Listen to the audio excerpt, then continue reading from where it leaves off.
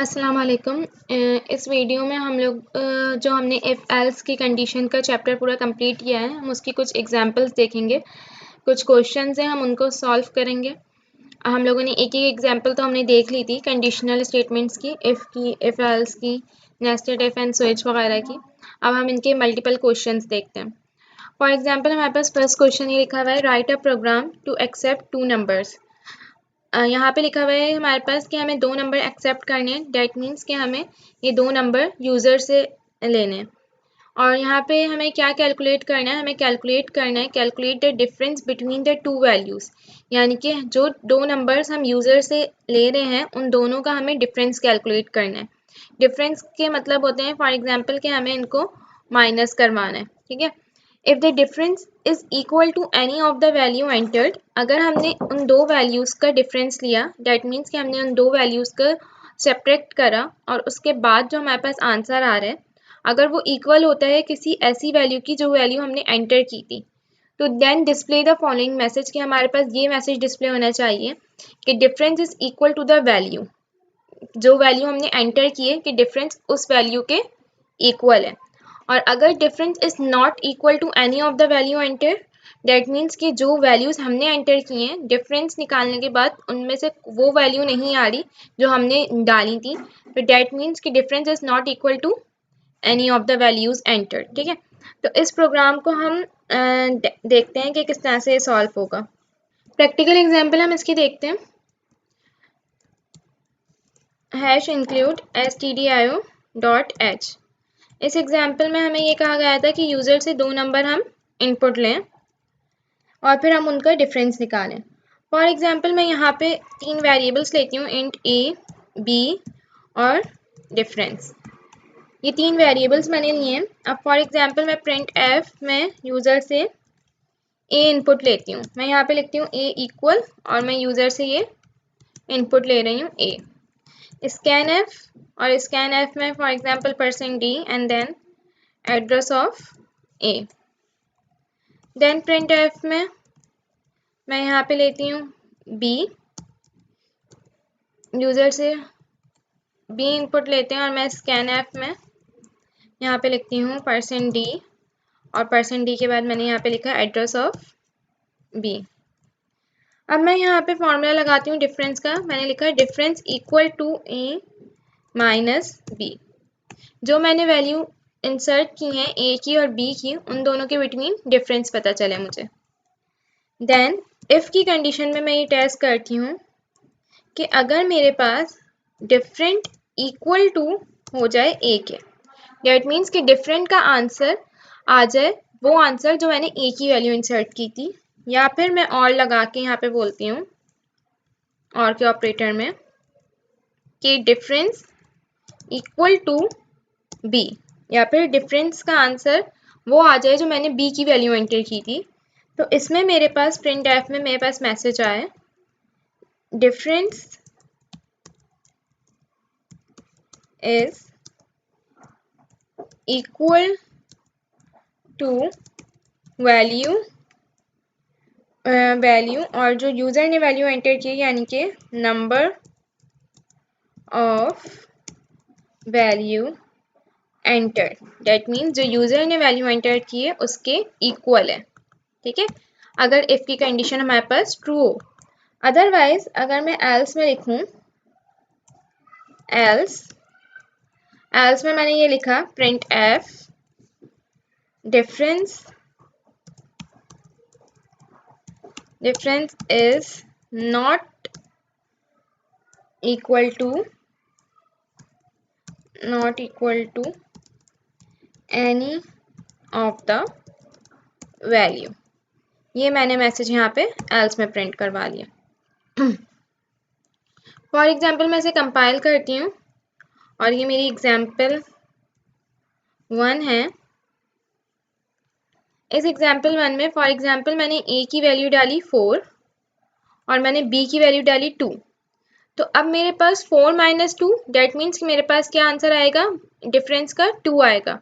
तो मेरे पास इफ़ की कंडीशन क्या हो जाएगी, ट्रू हो जाएगी, क्योंकि डिफरेंस इक्वल टू हो जाएगा b। तो दैट्स मीन कि मेरे पास क्या है, difference is equal to the value number of value enter, जो मैंने दोनों में से एक वैल्यू एंटर की थी, डिफरेंस उसके इक्वल है, ठीक है। अगर मैं एल्स की कंडीशन चलाऊं यहाँ पे, ठीक है, यहाँ पे मैं प्रोग्राम एग्जीक्यूट करती हूँ दोबारा से, और फॉर एग्जांपल मैंने यहाँ पे इंसर्ट की ए की वैल्यू 10 और बी की वैल्यू 6, तो यहाँ पे लिखा हुआ है difference is not equal to any of the value, क्योंकि 10 माइनस 6 हमारे पास डिफरेंस का आंसर आया होगा 4, तो 4 हमारे पास, हमने इसमें कोई भी वैल्यू 4 इंसर्ट नहीं की। तो ये हमारा एक इफ एल्स इफ से एक एग्जाम्पल थी। यहाँ पर हमारे पास सेकेंड एग्जाम्पल है, और सेकेंड एग्जाम्पल में लिखा हुआ है Montek company gives allowance to its employees. एक कंपनी है मॉन्टेक नाम की, और वो हमारे पास एम्प्लॉयज़ को अलाउंस दे रही है, लेकिन अलाउंस किस बेसिस पे मिल रहा है, हमारे पास ग्रेड की बेसिस पे मिल रहा है। तो इसमें हमारे पास कंडीशन टेस्ट होगी कि फॉर एग्जांपल अगर किसी एम्प्लॉय का ग्रेड ए है तो उसके सैलरी में प्लस हो जाए 300 अलाउंस, ठीक है। एंड अगर किसी एम्प्लॉय का ग्रेड बी है तो उसकी सैलरी में इंक्लूड हो जाए 250 का अलाउंस, ठीक है। और अगर ए और बी नहीं है ग्रेड, कोई और ग्रेड है, सी डी ई कोई भी और ग्रेड है, तो उसमें हमारे पास अलाउंस प्लस हो 100 का। तो हमें यहाँ पे दो चीज़ें यूज़र से लेनी है, एक्सेप्ट लेनी है सैलरी एंड ग्रेड यूज़र से लेना है, और सैलरी एंड ग्रेड की बेसिस में हमें अलाउंस ऐड करवाना है यूज़र्स की, एम्प्लॉयज़ की सैलरीज में। फॉर एग्जांपल हम इस एग्जांपल को देखते हैं। यहाँ पे मैं एक न्यू फाइल बनाती हूँ और हम इस एग्जांपल को एग्जीक्यूट करते हैं। यहाँ पे मेरे पास मेन का मेथड आ गया। देन सबसे पहले मुझे चाहिए ग्रेड एंड देन सैलरी, तो मैं यहाँ पे लेती हूँ इंट ग्रेड। मैं यूज़र से ग्रेड इनपुट ले रही हूँ, और इंट सॉरी, ग्रेड हमारे पास करेक्टर में होगा तो हम करेक्टर में लेंगे, करेक्टर ग्रेड। एंड देन यहाँ पे हमने लिया इंट सैलरी। मैं प्रिंट एफ में लिख रही हूँ enter your grade, enter your employee grade. Employee का ग्रेड लेते हैं हम, और यहाँ पे स्कैन एफ में मैंने फॉर एग्जांपल लिखा %d %c, और %c में मैंने यहाँ पे लिखा for example address of grade. User से मैं ग्रेड ले रही हूँ और उसकी सैलरी ले रही हूँ। एंटर योर एम्प्लॉय सैलरी, मैं यहाँ पे एम्प्लॉय की सैलरी ले रही हूँ, और स्कैन एफ में मैं यहाँ पे लिखती हूँ %d एंड देन %d के बाद for example address of salary. यहाँ तक मैंने यूज़र से उसका ग्रेड और सैलरी, यहाँ पर मैंने यूज़र से ग्रेड और यूज़र से सैलरी उसकी इनपुट ले ली। अब मैं यहाँ पे ये चेक करती हूँ कि इफ़ हमारे प्रोग्राम में ये कहा गया था कि अगर ग्रेड इक्वल टू ए हो, ठीक है, तो हमारे पास अलाउंस प्लस होना चाहिए 300 का। तो मैंने यहाँ पे लिख दिया if grade equal to A, print F में मैं लिख देती हूँ कि उसकी जो टोटल सैलरी है, total salary equal to %d, और जो उसकी सैलरी होगी उसमें हमारे पास सैलरी में प्लस हो जाए उसके पास फॉर एग्जांपल 300। देन मैं इफ़ एल्स इफ की कंडीशन लगाती हूँ। एल्स इफ में हमारे पास यही होता था कि अगर इफ़ की कंडीशन ट्रू नहीं होगी तो वो एल्स इफ की कंडीशन को टेस्ट करेगा। ग्रेड इक्वल टू बी, अगर ग्रेड बी है तो हमारे पास उसकी सैलरी जो हो, प्रिंट एफ में हम ये करवा देते हैं कि जो टोटल सैलरी होगी उस सैलरी में, उस सैलरी के अंदर हमारे पास 250 अलाउंस प्लस होगा, सैलरी में प्लस होगा 250 अलाउंस। एल्स अगर ग्रेड ए भी नहीं है और ग्रेड बी भी नहीं है तो हमारे पास एम्प्लॉयज़ की सैलरी में 100 का अलाउंस प्लस हो जाएगा। तो प्रिंट एफ में मैं लिख देती हूँ कि टोटल सैलरी जो होगी एम्प्लॉयज़ की, basically total salary equal to %d, और यहाँ पे सैलरी में प्लस हो जाएगा 100। तो ये हमारे पास इफ़ एल्स इफ का प्रोग्राम है जिसपे हमारे पास क्या स्टोर है अकॉर्डिंग टू ग्रेड। इसको एग्जीक्यूट करते हैं हम। फॉर एग्जाम्पल एग्जाम्पल 2 है हमारे पास और हम इसको एग्जीक्यूट करते हैं। अब यहाँ पे मुझसे पूछा जा रहा है कि enter your employee grade. For example employee का ग्रेड है ए और एम्प्लॉय की सैलरी है 25,000। तो हमारे पास टोटल सैलरी उसकी हो चाहिए 25,300। डेट मीन्स कि 300 अलाउंस उसमें प्लस हो गया। अगर हम दोबारा एग्जीक्यूट करें और अब देखें एम्प्लॉय का ग्रेड है फॉर एग्जांपल डी और सैलरी है उसकी फॉर एग्जांपल 15,000। तो उसके पास 15,000 में 100 रुपीज़ का अलाउंस प्लस हो गया। तो ये हमारी एग्जांपल 2 थी। अब हम नेक्स्ट एग्जांपल देखते हैं। थर्ड एग्जांपल हमारे पास ये है कि इसमें हमने ये देखना है कि ग्रेड इवेलुएट करना है अकॉर्डिंग टू स्टूडेंट मार्क्स। तो फॉर एग्जांपल हमने ये देखना है कि यूज़र से मार्क्स इनपुट लेने और मार्क्स इनपुट लेने के बाद हमें मार्क्स पे कंडीशंस लगानी है और ये कंडीशंस आपके पास मल्टीपल्स कंडीशंस लगेंगी, यानी कि इफ़ एल्स इफ़ में काम होगा। यहाँ पे आप फर्स्ट इफ़ की कंडीशन में टेस्ट करेंगे कि इफ़ अगर यूज़र के मार्क्स जो हैं वो ग्रेटर देन 75 हैं तो उसका ग्रेड ए है। अदरवाइज एल्स इफ़ में आप ये चेक करेंगे कि फॉर एग्जांपल आपने ये चेक करना है एल्स इफ़ की एक्सप्रेशन में कि जो आपके मार्क्स हैं वो मार्क्स आपके पास ग्रेटर देन 60 होने चाहिए एंड मार्क्स फॉर एग्जांपल अगर 75 नहीं है तो 75 से लेस होंगे। तो डेट मीन्स के मार्क्स लेस देन 75 है। तो ये आपने एल्स इफ में कंडीशन लगानी है। तो डेट मीन्स कि उसका ग्रेड प्रिंट होकर आएगा बी। तो ये वाला काम बहुत इजी है, आप लोग करके देख सकते हैं। जिस तरह से हमने इफ़ एल्स इफ़ के और प्रोग्राम्स किए हैं सिमिलर ये भी हमारे पास इफ़ एल्स इफ़ की कंडीशन में टेस्ट होंगे ग्रेड। अच्छा, इसी तरह से सिमिलर आपके पास अगर 75 भी नहीं तो आपके पास मार्क्स ग्रेटर देन 45 होंगे एंड देन लेस देन 60 होंगे। सिमिलर आपके पास 4 एल्स इफ की कंडीशंस लगेंगी और एट दी एंड एल्स में आपके पास मार्क्स अगर आपके पास 45 भी नहीं है तो डेट मीन्स कि आपके पास जो मार्क्स होंगे वो लेस देन 35 होंगे। ठीक है, तो ये वाला प्रोग्राम होपफुली आप लोग इम्प्लीमेंट करके देख लीजिएगा। एंड देन अब हम फोर्थ प्रोग्राम देखते हैं। इस फोर्थ प्रोग्राम में आपके पास कुछ इस तरह से कहा गया है कि डिक्लेयर 2 वेरिएबल्स आपको डिक्लेयर करने हैं और एक वेरिएबल x होगा एंड सेकंड वेरिएबल आपके पास y होगा। इन दोनों वेरिएबल्स में आपको ये चेक करना है, एक x पे आप ये कंडीशन आप लगाएंगे कि अगर तो आपके पास वैल्यू x की लेस देन 2000 हो या फिर ग्रेटर देन 3000 हो, दोनों में से कुछ भी हो सकती है। 2000 से कम भी हो सकती है और 3000 से बड़ी भी हो सकती है।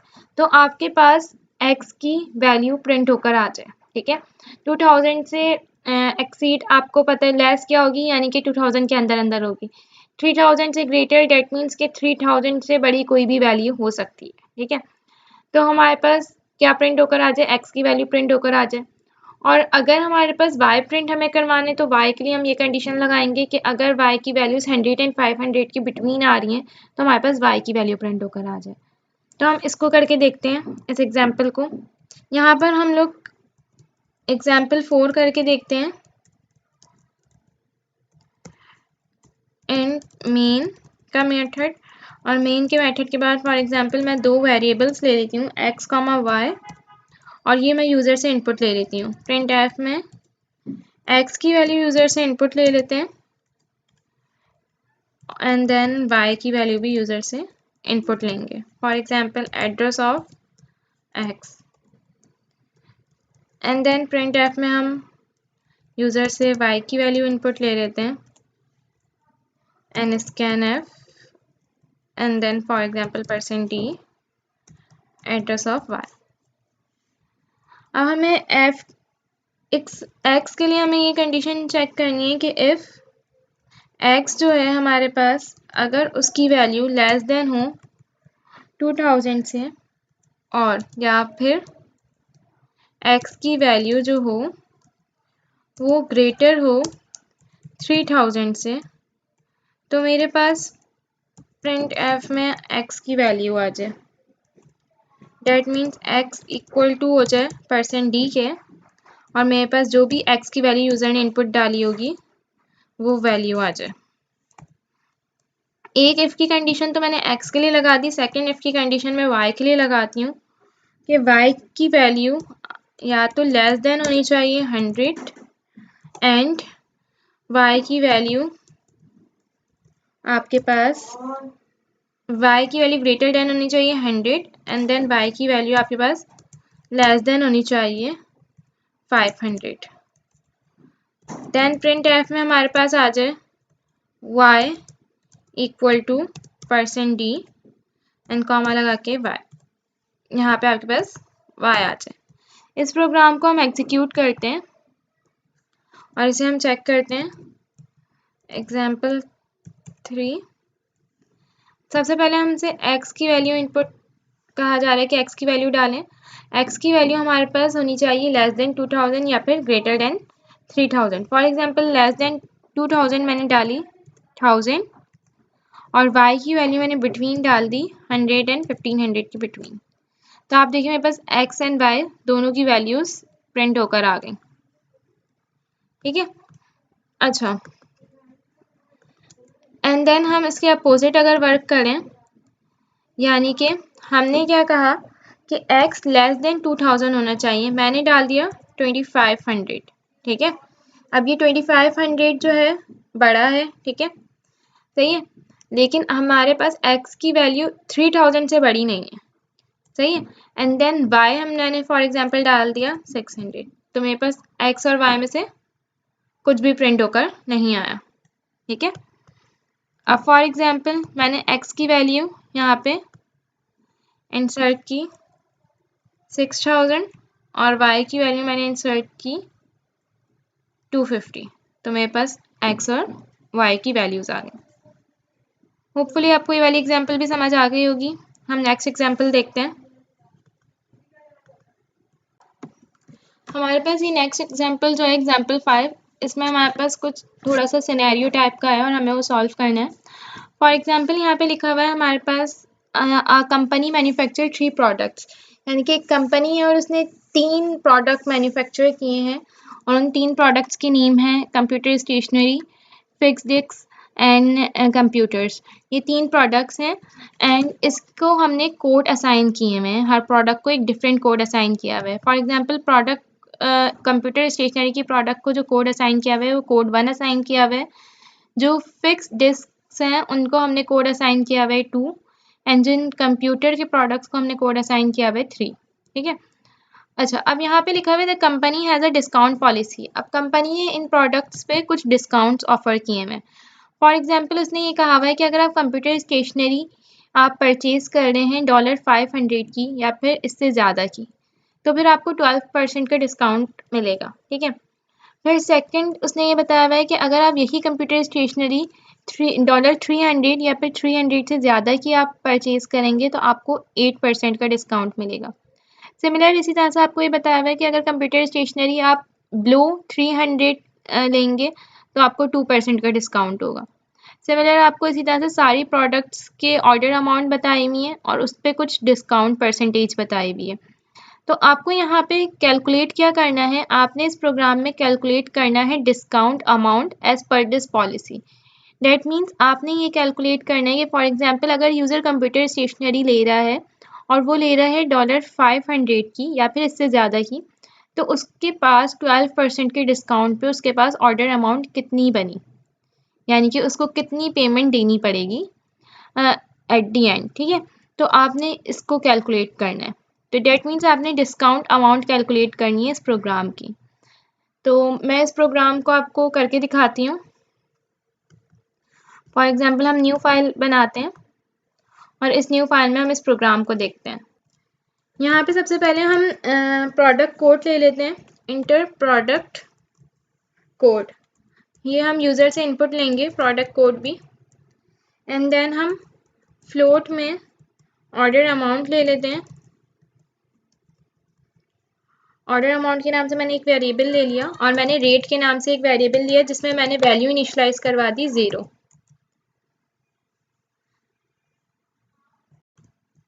अब यहाँ पर हमने फॉर एग्जांपल प्रिंट एफ में ये लिखा कि please enter the product code, please enter the product code. हम यूज़र से प्रोडक्ट कोड इनपुट ले रहे हैं। और स्कैन एफ में मैंने यहाँ पे लिख दिया %d एंड देन %d के बाद मैंने फॉर एग्जांपल लिख दिया address of product code. Then अब यहाँ पे मैं यूज़र से अमाउंट भी लूँगी, ऑर्डर अमाउंट, यानी कि उसने कितने की परचेजिंग की है। तो प्रिंट एफ में मैंने लिखा please enter the order amount. यहाँ पे मैंने यूज़र से उसकी ऑर्डर अमाउंट ले ली। स्कैन एफ में हम लिखते हैं %f, क्योंकि हम ऑर्डर अमाउंट फ्लोट में ले रहे हैं तो हमने यहाँ पे मॉडिफायर %f का लगाया and then address of order amount. यहाँ पे हमने ऑर्डर अमाउंट यूज़र से ले ली। अब हमने दोनों चीज़ें यूज़र से इनपुट ले ली, उसकी प्रोडक्ट कोड भी इनपुट ले लिया और प्रोडक्ट कोड की ऑर्डर अमाउंट भी हमने इनपुट ले ली। अब यहाँ पे हम ये चेक करते हैं इफ़ प्रोडक्ट कोड अगर हमारे पास 1 हो, अगर हमारे पास प्रोडक्ट कोड इक्वल टू 1 हो, हमारे पास वन प्रोडक्ट कोड पे जो प्रोडक्ट मिल रही है वो कंप्यूटर स्टेशनरी मिल रही है, और जो प्रोडक्ट कोड 2 पे मिल रही है वो फिक्स डिस्क मिल रही है, और जो प्रोडक्ट 3 पे मिल रही है वो हमारे पास कंप्यूटर्स मिल रहा है। तो मैं यहाँ पे कंडीशन मैंने ये लगाई है कि if product code equal to 1, तो डैट मीन्स कि कंप्यूटर स्टेशनरी की प्रोडक्ट्स हम बाय कर दें। तो मैं यहाँ पे ये लिख रही हूँ कि अगर यूज़र ने प्रोडक्ट कोड 1 दिया है, ठीक है, और अब मैं इफ़ की कंडीशन उसके नेस्टेड इफ लगा रही हूँ। अब मैं ये चेक कर रही हूँ कि यूज़र ने प्रोडक्ट कोड 1 डाल दिया और ऑर्डर अमाउंट जो है उसकी फॉर एग्जांपल वो ग्रेटर देन इक्वल टू है 500, यानी कि 500 से ज़्यादा है। तो डैट मीन्स कि हमारी फर्स्ट वाली कंडीशन में चेक कर रही हूँ कि मेरे पास order amount greater than equal to $500, यानी कि या तो 500 हो या फिर 500 से ज़्यादा हो। तो मैंने यहाँ पे ग्रेटर देन इक्वल की कंडीशन लगाई। अब यहाँ पे हमारे पास जो बेसिकली डिस्काउंट रेट कैलकुलेट होता है, सबसे पहले तो मैं रेट अगर बताऊँ आपको तो रेट हम मालूम करते हैं, रेट इक्वल टू 12% है। तो 12 डिवाइडेड बाय 100 डेट्स मीन 0.12। हमने यहाँ पे लिखा कि 12% का मैंने यहाँ पे लिख दिया 0.12, ठीक है, रेट लिख दिया 12%, ठीक है। तो हमारे पास रेट कितना हो जाना चाहिए, equal to 0.12। At the end में इसको कैलकुलेट करूँगी ऑर्डर अमाउंट के साथ। एल्स इफ की कंडीशन में मैंने ये लगाया कि अगर मेरा order amount greater than equal to हो जाए 300, तो रेट मुझे जो मिला था वो मैंने जो रेट मिला था यहाँ पे 8% का डिस्काउंट। तो मैं यहाँ पे लिख देती हूँ 8% मीन 0.08, ठीक है। एल्स में मैं यहाँ पे लिखती हूँ एल्स अगर मेरे पास क्या हो, बिलो हो इससे भी, तो मुझे कितने का मिलना चाहिए डिस्काउंट, 2% का डिस्काउंट मिलना चाहिए। तो यहाँ पे हम रेट लिख देते हैं। एल्स के अंदर जो हमारे पास रेट का फॉर्मूला कैलकुलेट होगा वो होगा रेट इक्वल टू 0.02। 2% हमने निकाला तो 2% हमारे पास निकला 0.02। ये सारी कंडीशन हमारे पास जब टेस्ट होंगी जब हमारे पास यूज़र ने प्रोडक्ट कोड 1 इंसर्ट किया होगा। अदरवाइज एल्स इफ में मैं यहाँ पे लिखती हूँ यूज़र ने अगर प्रोडक्ट कोड 2 इंटर किया है, for example product code equal to 2, that's mean product code 2 पे हमारे पास जो प्रोडक्ट है वो हमारे पास फिक्स डिस्क की प्रोडक्ट्स हैं। तो यहाँ पे अगर यूज़र ने प्रोडक्ट कोड 2 सेलेक्ट किया है तो उस पर हमारे पास इफ़ की कंडीशन ये चलनी चाहिए कि ऑर्डर अमाउंट हमारे पास होनी चाहिए ग्रेटर देन इक्वल टू, हम चेक कर लेते हैं, ग्रेटर देन इक्वल टू $2000, ठीक है। तो हमारे पास रेट हमारे पास जो हमें मिल रहा था वो हमें डिस्काउंट रेट मिल रहा था 10%, that means 10% means 0.10। Otherwise else if लगाते हैं हम इसका, और इस एल्स इफ में हम ये बोलते हैं कि order amount greater than equal to 1500, तो हमारे पास रेट हमें डिस्काउंट मिल रहा है 0.05 का। अब यहाँ तक हमने ये देख लिया कि हमारे पास अगर ग्रेटर देन इक्वल टू 2000 है तो हमें 10% का डिस्काउंट मिले, अगर हमारे पास ग्रेटर देन इक्वल टू 1500 है तो हमें 5% का डिस्काउंट मिले। और ये सब चीज़ें जब होंगी जब हमने प्रोडक्ट कोड 2 इंसर्ट किया होगा, वरना एल्स इफ में अब हम प्रोडक्ट कोड 3 चेक करते हैं। एल्स इफ, और मैं यहाँ पे लिखती हूँ प्रोडक्ट कोड इक्वल टू 3। अगर प्रोडक्ट कोड हमारे पास 1 भी नहीं यूज़र ने इंसर्ट करा, 2 भी नहीं, बल्कि प्रोडक्ट कोड इंसर्ट करा 3। अगर यूज़र ने प्रोडक्ट कोड 3 इंसर्ट किया तो हमारे पास इफ़ की कंडीशन ये चेक हो कि जो ऑर्डर अमाउंट है हमारे पास वो हमारे पास ग्रेटर देन इक्वल टू होनी चाहिए, ग्रेटर देन इक्वल टू हमारे पास होनी चाहिए 5000। ठीक है, ग्रेटर देन इक्वल टू 5000, तो हमने यहाँ पे लिख दिया ग्रेटर देन इक्वल टू $5000। तो हमारे पास रेट डिस्काउंट मिले फॉर एग्जाम्पल 10%, डेट मीन 0.10। इसका हम एल्स इफ लगाते हैं।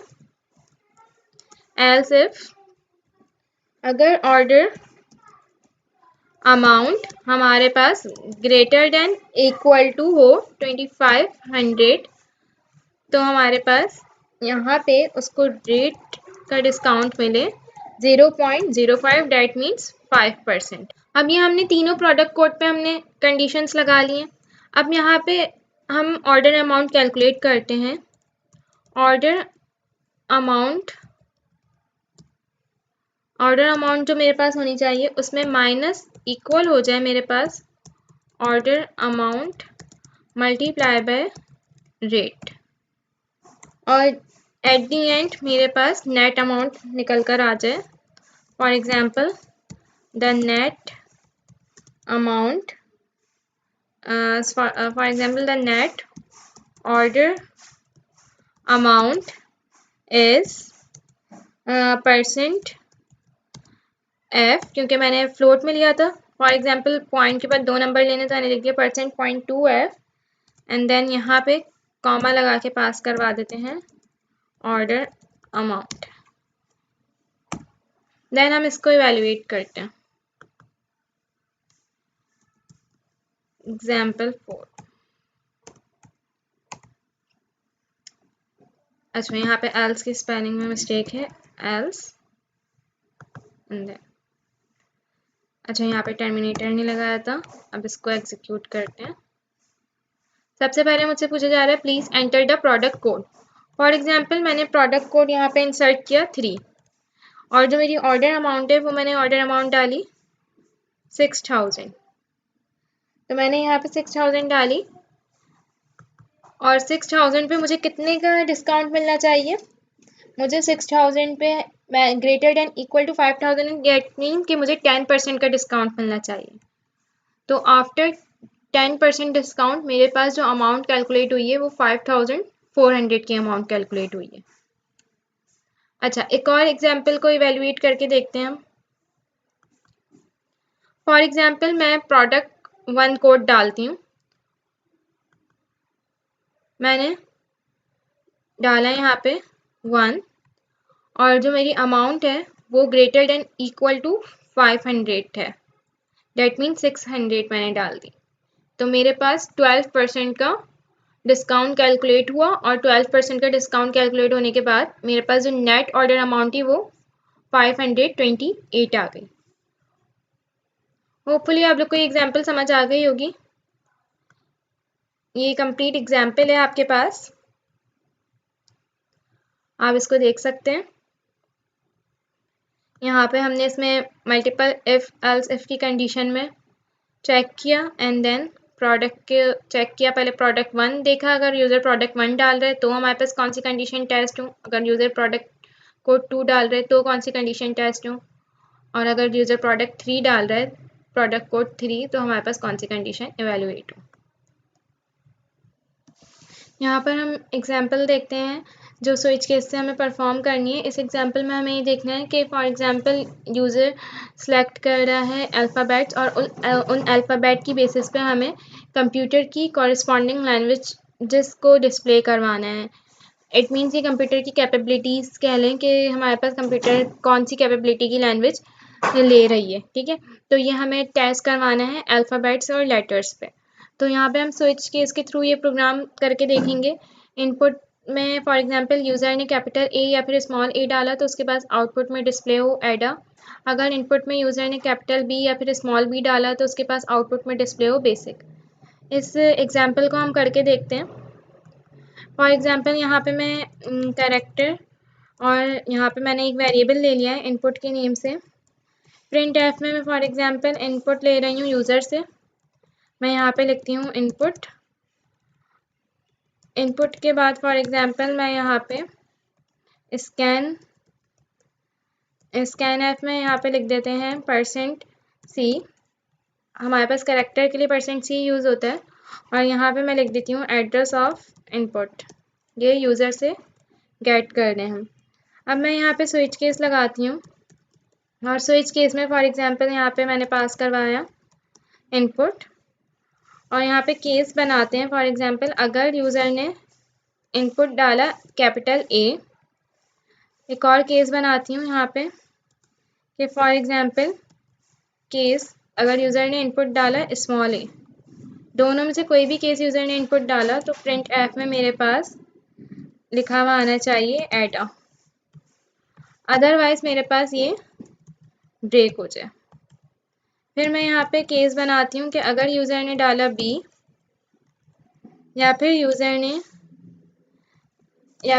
ने स्मॉल बी डाला तो प्रिंट एफ में मेरे पास लिखा हुआ है बेसिक, अदरवाइज मेरे पास ये दोनों केस ब्रेक हो जाए। इसी तरह से मैं केस बनाती हूँ सी का, अगर यूज़र ने कैपिटल सी डाला या फिर यूज़र ने स्मॉल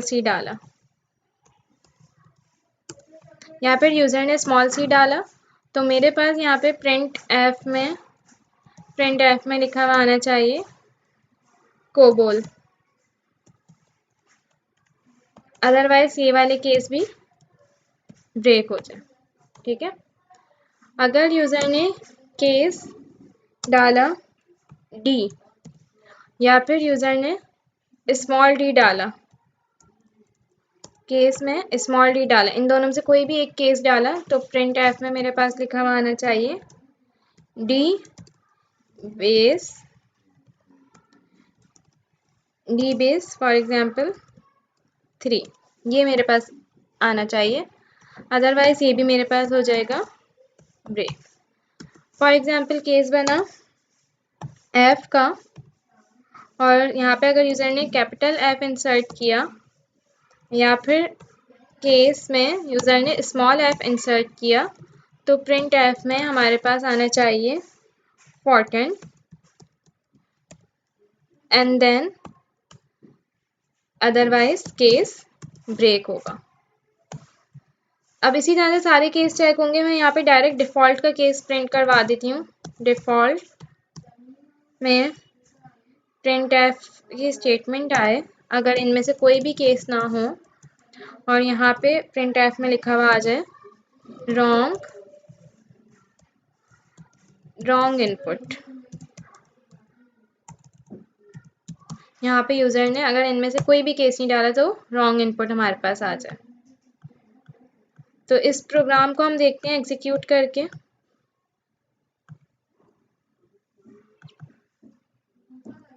अच्छा, यहाँ पे स्पेलिंग की मिस्टेक है, स्पेलिंग को सही कर लेते हैं और इस प्रोग्राम को एग्जीक्यूट करते हैं। फॉर एग्जांपल यहाँ पे आपको शो हो रहा होगा यूज़र इनपुट में डाल रहा है फॉर एग्जांपल कैपिटल ए, तो हमारे पास लिखा हुआ आ रहा है एट अ, ठीक है।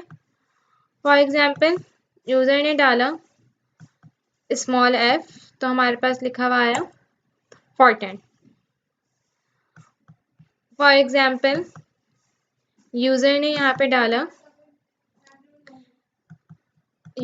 फॉर एग्जांपल डाल दिया के तो हमारे पास लिखा हुआ आ रहा है रॉन्ग इनपुट।